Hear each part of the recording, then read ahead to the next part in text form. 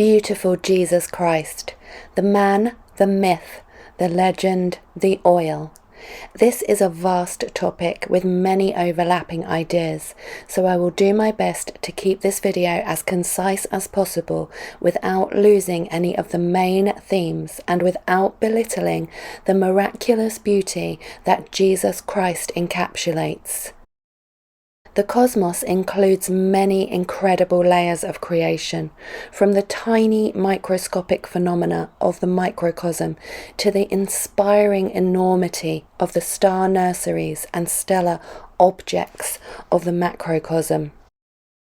Then, of course, there are multiple layers in between that all play a synchronous role in maintaining the material world as we perceive it. So let's look at Jesus Christ in relation to some of these wonderful creative layers, including Jesus in association with the sun in the sky, Jesus as a historical person, Jesus as the I am or as consciousness, Jesus as an oil or seed, Jesus as a fish, and Jesus in relation to Kundalini. Jesus Christ, the Son or Son of God. If you've heard of the Gospel in the stars, then you'll be aware of this correspondence. But here are a few points to highlight the correlation between Jesus Christ and the sun in the sky. In John 8:12, Jesus, the Son, is referred to as the light of the world. This is also true of the sun, which is of course the primary source of light on earth. Another parallel is seen with Christmas. On the winter solstice, around December 21st, the sun goes down through the Southern Cross constellation. This is parallel to Jesus the Son's crucifixion on the cross. For approximately 3.5 days after, the astronomical phenomenon known as sunpause occurs. This is when the sun is said to go dark or to lay in a tomb, just like the sun did. On or around December 25th, the sun, S-U-N, restarts and begins its upward trajectory. This is associated with the resurrection of Jesus, the Son, S-O-N, and other solar deities featured in different cultures. Another parallel is Jesus the Son's 12 disciples, which can be seen to reflect the Sun's 12 zodiac signs. The fact that many old churches were built with windows specifically coloured, shaped and angled to absorb and filter specific sun influences or photonic energy, while people worship the sun and listen to sermons about the sun, shows a deep reverence for the power of the sun. The sun, S-U-N, forges oxygen atoms 888 and nitrogen atoms 777 in its core. The form and value of both these creative elements also relate to the gematria of the name Jesus Christ. Isn't that uncanny? When the sun's light is absorbed by the body, it forms nitric oxide, a molecule of health that the body cannot function without. This is all very compelling in highlighting the macro and microcosmic reflections of Jesus' identity. Now let's take a look at Jesus Christ as a consciousness before moving on to explore the historical person. Jesus Christ as consciousness.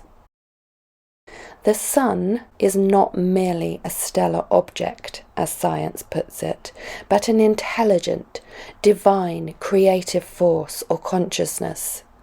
Since the sun in the sky pervasively powers and animates all life as we know it, we could also say that it enables us to be conscious or to have consciousness. Its radiant energy nourishes and sustains us, awakening consciousness within us like a divine source of light. The sun generates and illuminates our souls, guiding us on our spiritual journey. In the sun we find the essence of life itself, endless, miraculous creative energy. It forges the atoms that construct reality. These atoms are in all and through all, including being within every cell of our temple bodies, thus making us individual sons too. This reminds us of our interconnectedness with all of creation. In the depths of meditation, I find myself immersed in the beauty and peace of Son, Jesus Christ consciousness. I feel connected to all living beings and experience a profound sense of oneness and unity. It is a state of pure bliss and restoration, where all worries and fears dissolve, leaving only serenity and divine love. When we think of serenity and divine love, many of us who were brought up in the church will also have a face or image of the crucifixion pop up in our memories. So let's move on to the physical person layer of Jesus Christ. Jesus Christ the person. Over the years, many people have asked whether or not I believe that Jesus Christ was a historical person, or whether I simply regard Jesus as an oil, sacred secretion, or seed in the body. Now we'll get to all the inner body stuff later, but for now, let's focus on the person. Research along with personal experiences gives me the opinion that the Bible's Jesus Christ person is the amalgamation of two major aspects. 1. He is a personification, symbol, and metaphor representing the sacred sciences and divine principles serving to illustrate our own spiritual nature and capabilities. The symbol of his 33 years of life falls into this category. 2.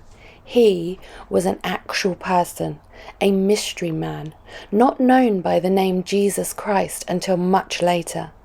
A metaphysician so aligned to true source love or God that his capabilities knew no bounds.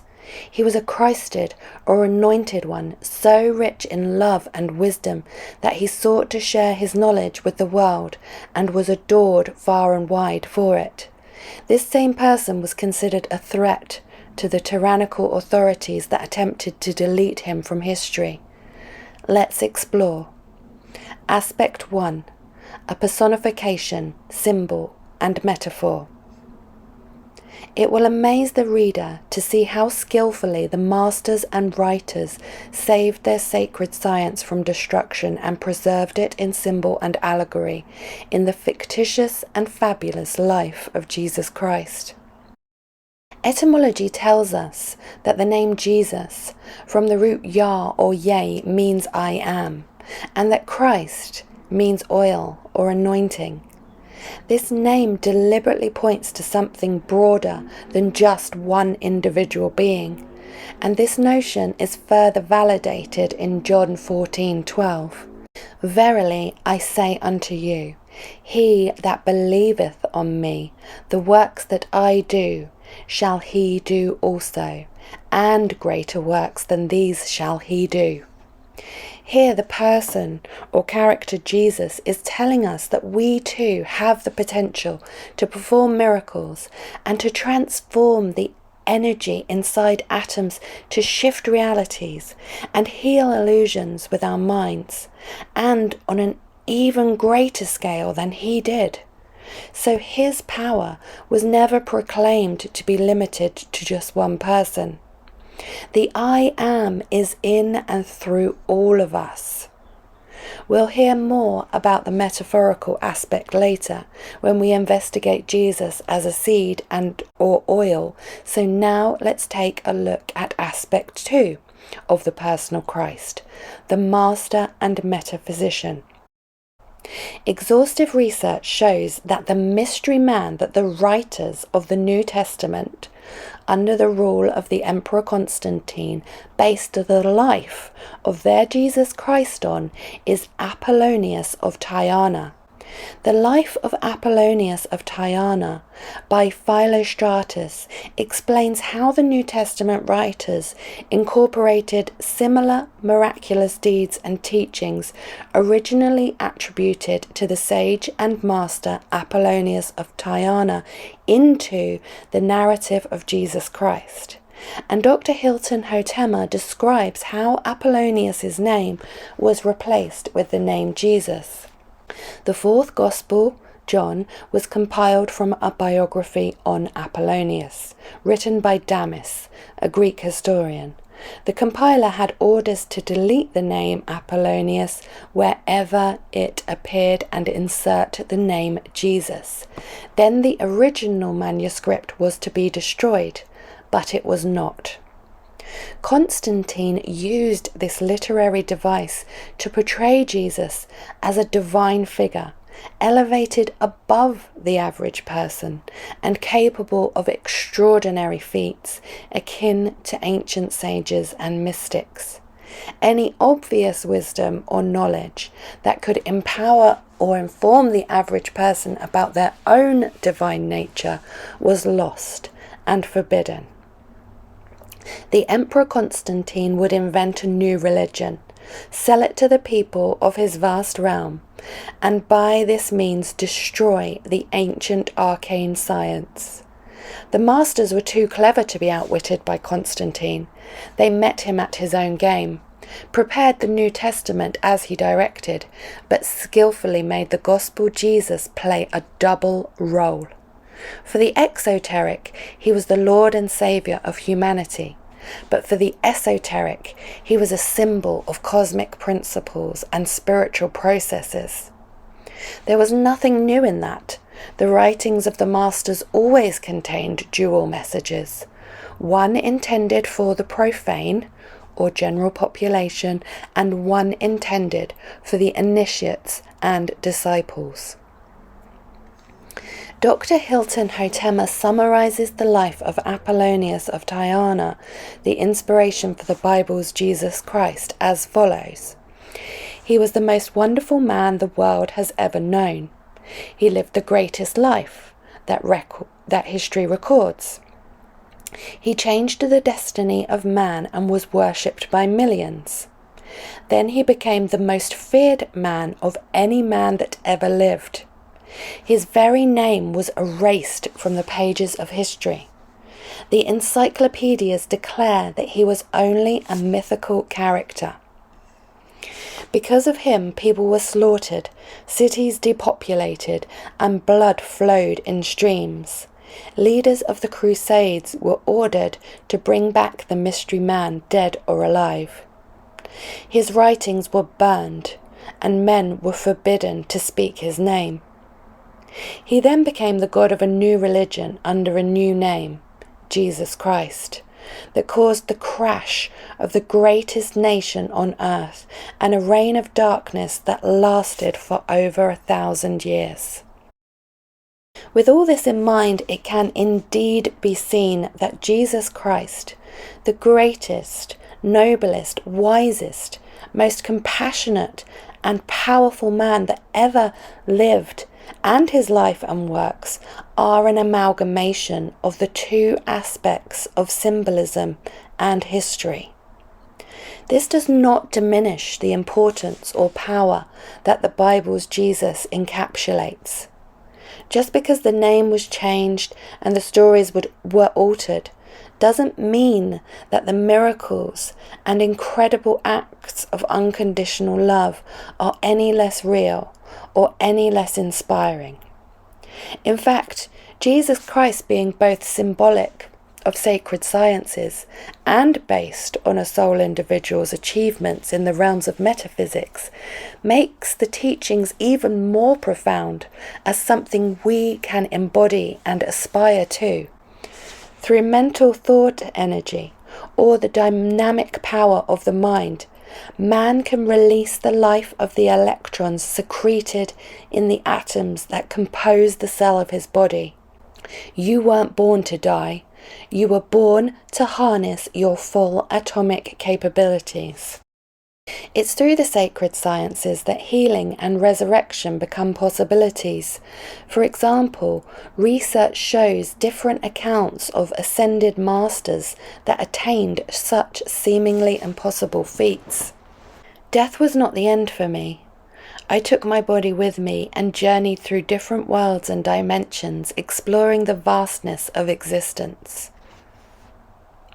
The dual aspects of symbol and fact entwined in the story of Jesus Christ have affected the world and our consciousness more profoundly than any other. Jesus Christ is the embodiment of unconditional love. That's something to aspire to. And even the effect of thinking or meditating on such a high power literally shifts the alchemy of the body. That is sacred science in play. I'll close this section with one final quote. Contrary to Jesus' life, Apollonius' life is well documented. He is a well-known historical character and son of wealthy parents. He had stored his vast intellect with the religious doctrines of the whole world from Spain to India, and his life extended well over a century, one author asserting that he lived to 130. Like a luminous meteor, he traversed the earth in constant intercourse with kings and the powerful ones of the world, who venerated and feared him. If he ever met with opposition, he triumphed over it majestically, always stronger than his tyrants, never subject to humiliation, and never brought into contact with public executioners. This brings us to the layer of Jesus Christ that sees him as a myth. Jesus Christ, the myth. A wonderful book by Kelsey Graves called 16 Crucified Saviours highlights the fact that history documents many Christ-like characters in different cultures all throughout history, including Thammuz of Syria, Prometheus of Caucasus, Attius of Phrygia, Iesous of Britain, Mithras of Persia, Osiris of Egypt, and of course Krishna of India. Many people are unaware that before Constantine's Christianity and the introduction of Jesus Christ, there were at least 15 other saviours who were said to be crucified and resurrected from the dead. Some were also said to be born of immaculate conception like Jesus, and many share the same birthday, December 25th. Graves lists an astonishing 346 similarities between Christ and the Hindu god Krishna. This all highlights the way in which their lives parallel solar sun cycles and therefore signify sacred sciences and divine principles. These saviours all symbolize both the sun of the macrocosm and the tiny minuscule suns or electrons of our individual solar bodies. Know ye not that ye are the temple of God, and that the Spirit of God dwelleth in you? And this brings us to the microcosmic layer of our journey. Jesus Christ, the seed, word, oil, fish, and the Kundalini. Let's start with Jesus Christ as the Word. In the beginning was the Word, and the Word was with God, and the Word was God. This clearly says that the Word and God are the same. Then we have Luke 8:11. Now the parable is this: the seed is the Word of God, showing that the seed is also the same as the Word, which again is the same as God. In other words, God, seed, and Word are synonymous. So when John 1:14 says, "And the Word was made flesh," in reference to Jesus, it's also saying the seed was made flesh, or God was made flesh. But how does the seed, Word, or God become flesh? Well, it does so via the oil, which is also known as Christ oil, soma, or chrism, and scientifically known as protoplasm or cytoplasm, and esoterically known as prima materia. This substance is inside every cell of our body. It's also in the extracellular matrix, outside every cell of the body. And it's in the spinal cord as CSF, and in the brain as glymphatic fluid, throughout the body as lymph fluid, and even in bone marrow, etc. In other words, this majestic oil is the lymphatic system in all its various manifestations: spleen, marrow, CSF, glymph, etc. If we analyse this material point at which all life starts, we shall find it to consist of a clear, structureless, jelly-like substance resembling oil albumin or egg white. It is made of carbon, hydrogen, oxygen, and nitrogen. Its name is protoplasm, and it is not only the structural unit with which all living bodies start in life, but with which they are subsequently built up. Protoplasm, says Huxley, simple or nucleated, is the formal basis of all life. It is the clay of the potter. So we know that this substance is the basis for manifest life, and that it contains carbon, hydrogen, oxygen, and nitrogen. And don't forget that the structure of those last two elements relates specifically to the name Jesus Christ, the Son or Son. But more importantly, all of those elements are made from minuscule suns called electrons. All life depends on a small trickle of electrons from the sun. So the seed, word, or God becomes flesh, meaning manifest, via the oil, because all those minuscule suns or electrons are in the oil, poised and ready to merge and coalesce into DNA, and consequently create all the cells of the body from the inside out. This explains how and why Jesus Christ is also a symbol for the innate God power in and through all of us. I have said, ye are gods, and all of you are children of the Most High. We are all one with Jesus Christ, the Son and Son. We are all sons and reflections of the living God, true source love. In him was life, and life was the light of men. Now, let's see how Kundalini energy is associated with Jesus Christ. Tingles and bubbles are always associated with increased Kundalini flow.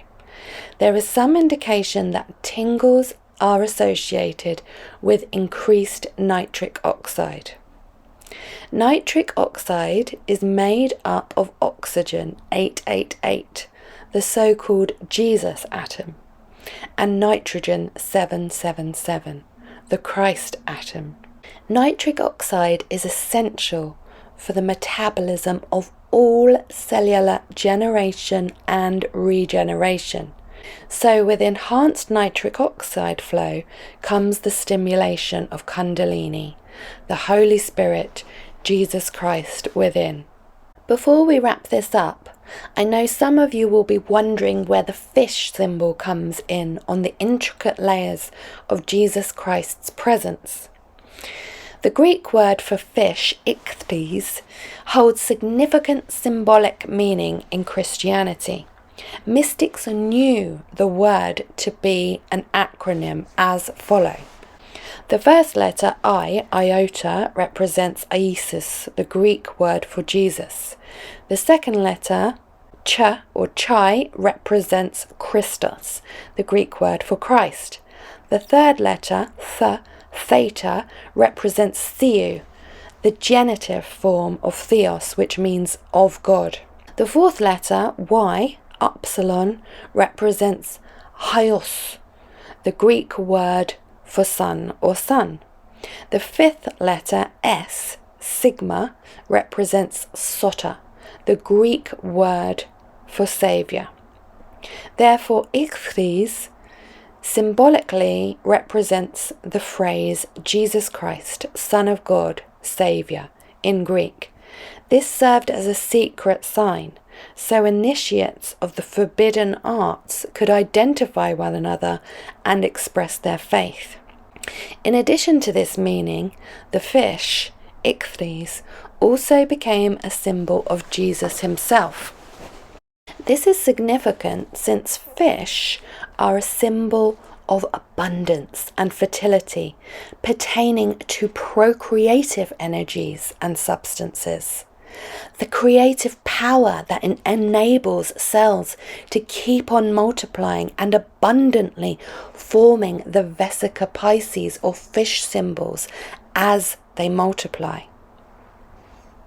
Hilton Hotema says, the fish was a symbol of fecundity, the most ancient symbol of productive power. Hotema also explains that the fish is an important symbol in our secret doctrine because Jesus is a personification of the seed with the fishy odour. With this statement, he is referring to semen, or seminal fluid, male and female, to be more specific. The masters taught that the oily substance with the fishy odour excreted by the procreative glands enters the blood and is carried to all parts of the body. It is the seed or son of man and is the highest and purest fluid in the body. In Greek, it was termed chrism, the blood of Christ. This ties in with what was explained earlier about the lymphatic system and protoplasm or oil, because seminal fluid and lymph fluid are very similar in composition and are also inexplicably interwoven. Any excess seminal fluid, i.e. procreative substances that are not wasted or expelled from the body, are available to be reabsorbed and transported away by the lymphatic system. Lymphatic vessels then carry the seminal fluid to nearby lymph nodes, which act as filtering stations, where lymphatic fluid, including absorbed seminal fluid, is examined for pathogens, cellular debris, and other foreign substances. After filtration, the cleansed lymphatic fluid, which now contains the absorbed seminal fluid, is returned to the bloodstream through the right lymphatic duct. From there, the fluid is circulated back into the bloodstream, where it can be redistributed throughout the body to wherever it is most needed. The filtered seminal fluid enriches and improves the quality of lymphatic fluid, blood, and consequently other parts of the body because it contains various nutrients, hormones, and other bioactive substances that contribute to our overall health and vitality, the awakening and regenerating of the temple body and consciousness. Historically, the lymphatic system was known as the white blood system and was revered for its marvelous role in the temple body. The white blood system mediates between manifest and unmanifest worlds because it's where stem cells, the new life of the body, are born, proliferated, and differentiated. Some experts in the esoteric field regard the purified and charged white blood system as being part and parcel with John's vision of Christ and the ascension body. I turned to see the voice that spoke to me, and being turned I saw 7 gold candles. And in the midst of their blazing light, I saw someone like a son of man, clothed in white, white as the snow. And his voice filled the air, and with the sound of rushing water, and in his hands were 7 stars. And when he spoke, his face was streaming light, blazing and golden like 1,000 suns. The layer of the stunning micro to macrocosmic creation that sees Jesus Christ as the cell of life, born in the manger every 29.5 days, has been discussed at great length in many other videos on this channel. And the cell of life awakening and regenerating is devoted to that topic, so I won't expand on that here, except to say that Jesus Christ is also found on this interconnected level of perceived reality too. Since the procreative seed is rich in electricity, specifically nitrogen and phosphorus, minerals and nutrients, saving it improves the quality and volume of the soil in the spleen. This is what's known as the offering up of animals, procreative germs. If the soil in the spleen is enriched by the reabsorbed procreative seed, the cells produced there will be remarkable also. Thus we have the regeneration of the body occurring under divine law. In conclusion, the multifaceted character of Jesus Christ encompasses various layers of interpretation, each revealing profound insights into the nature of existence and the human experience. From the cosmic perspective, Jesus Christ is intricately linked with the sun, symbolizing divine light and life-giving energy. The parallels between the solar cycle and Jesus' life and teachings are striking, emphasizing his role as the light of the world and the source of spiritual illumination. On a deeper level, Jesus Christ represents consciousness itself, the divine spark within each of us that connects us to the source of all creation. Historically, Jesus Christ is a figure shrouded in mystery and symbolism. While some aspects of his life may be based on historical events, others are allegorical representations of sacred principles and universal truths. The figure of Jesus Christ is also intertwined with ancient wisdom traditions and mythologies, reflecting the archetypal journey of the hero and the eternal struggle between light and darkness. Moreover, Jesus Christ embodies the concept of the Word or divine Logos, the creative force that gives birth to all life, and the symbolism of the seed or oil represents the sacred essence manifested within us. The fish symbol, another emblem of Jesus Christ, represents abundance and fertility, reflecting the procreative energies and their potential to lift health and consciousness to profound new levels. Finally, Jesus Christ is associated with Kundalini energy, the primal life force that resides within us and is roused to life by our devotion to truth and love. In essence, Jesus Christ embodies the interconnectedness of all life, the all-pervasive creative love that promotes life and wellness. On every level, Jesus Christ is a signpost on the eternal quest for spiritual awakening and enlightenment. Whether viewed from a cosmic, historical, or symbolic perspective, Jesus Christ continues to inspire and guide humanity on its journey of self-discovery and gracious transformation.